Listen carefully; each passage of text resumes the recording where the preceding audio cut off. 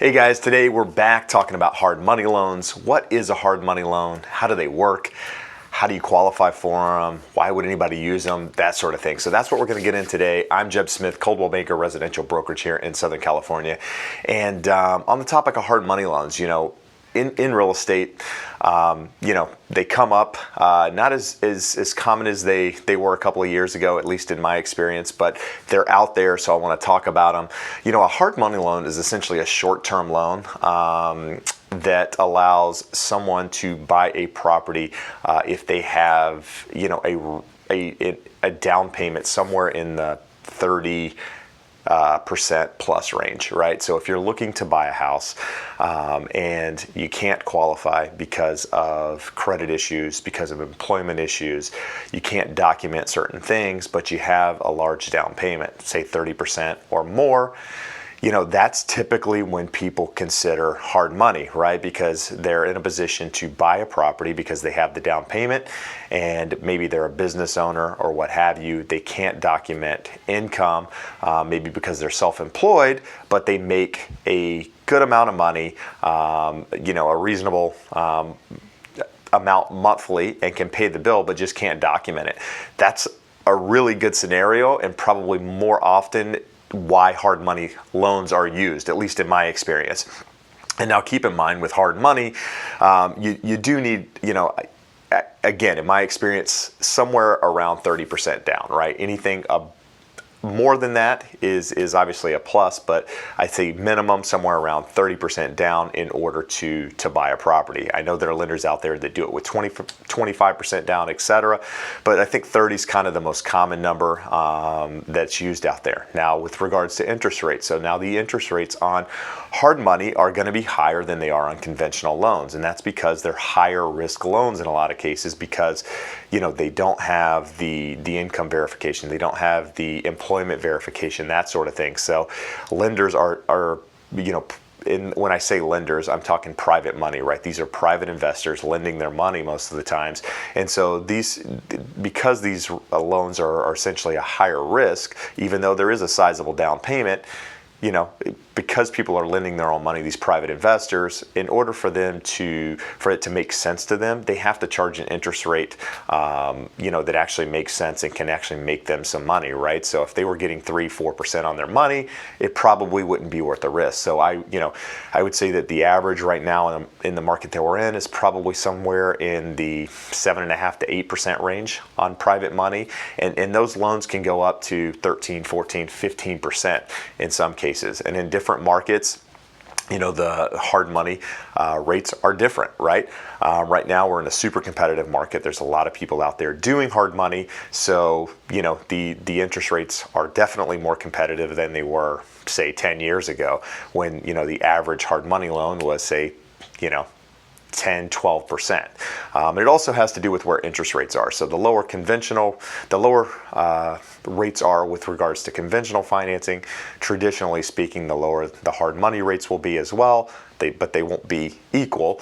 But as interest rates rise, interest rates on hard money will also rise because, again, it's got to make sense to an investor to lend that money.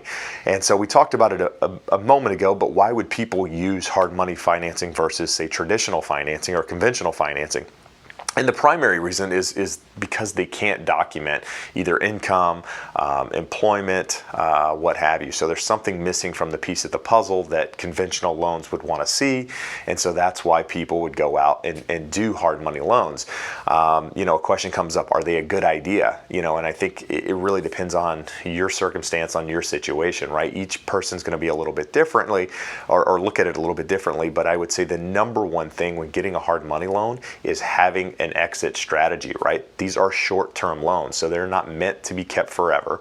And you don't want to keep it forever because the interest rates are high. So you have to have an exit plan. So if you're getting a hard money loan with the idea that you don't know how you're going to repay it or refinance out of it, you don't know when you're going to be able to document your income or pay off the loan, then it's probably not a good idea. But if you can if you know that in a year you're going to be able to document your income, or if you're receiving a lump sum of cash and you're going to be able to pay off that loan or what have you, and it's within a reasonable amount of time, then a hard money loan could be a good idea because it gives you the flexibility to buy something now, considering you have the down payment.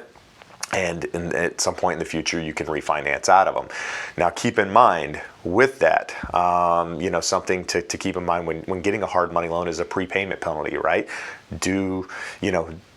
Different lenders look at them different ways. And I know there's certain guidelines out there now on prepayment penalties, but something to make sure of when you're getting these is find out if there is a prepayment penalty. And that is a penalty that you're required to pay if you pay off the loan quicker than whatever period's in there. So say it has a 6-month prepayment penalty or a 1-year prepayment penalty. That means that if you pay it off before that period is over, that you're required to pay an additional penalty because of that.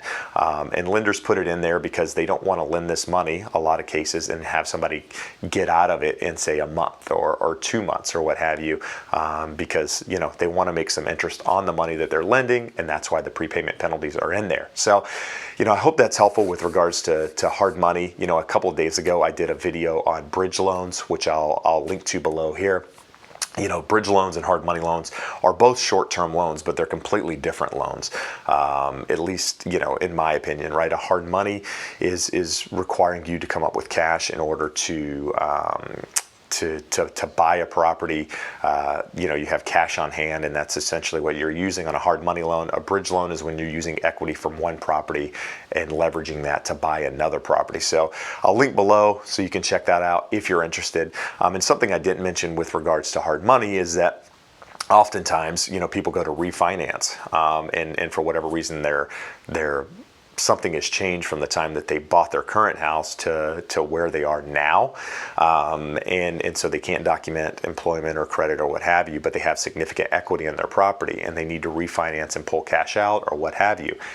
In some of those cases, that's also when you would use hard money financing in order to be able to leverage and take that money out or what have you, because if you didn't have that opportunity, you wouldn't be able to do traditional financing or conventional financing. So anyhow, I hope that's helpful. If you have additional questions, do me a favor, comment below or contact me directly. As always, I do appreciate you taking the time to watch, and we'll see you again soon. Have a great day. Bye-bye.